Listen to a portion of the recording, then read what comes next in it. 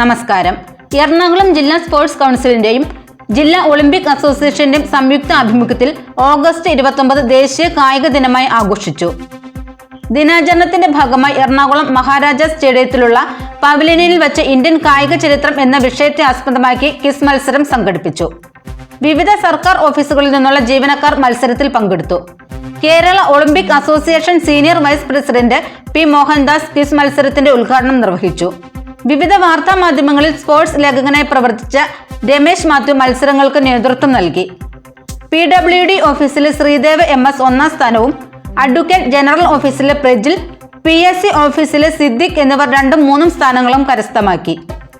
വിജയികൾക്കുള്ള ട്രോഫികളും സർട്ടിഫിക്കറ്റുകളും Olympic association ജില്ലാ executive council അംഗം ഷാജി EM നൽകി. ഹാൻഡ്ബോൾ അസോസിയേഷന്റെ സംസ്ഥാന കമ്മിറ്റി അംഗം PI റഫീഖ്, എറണാകുളം ജില്ലാ olympic association vice president doctor Cicily Pearly Alex, joint secretary Sajeev S Nair, KB Bineesh Kumar എന്നിവർ പ്രസംഗിച്ചു. ഒളിമ്പിക് അസോസിയേഷൻ ജില്ലാ ജനറൽ സെക്രട്ടറി ജോയി പോൾ സ്വാഗതവും ജില്ലാ sports council secretary Shajimon PA കൃതജ്ഞതയും പറഞ്ഞു.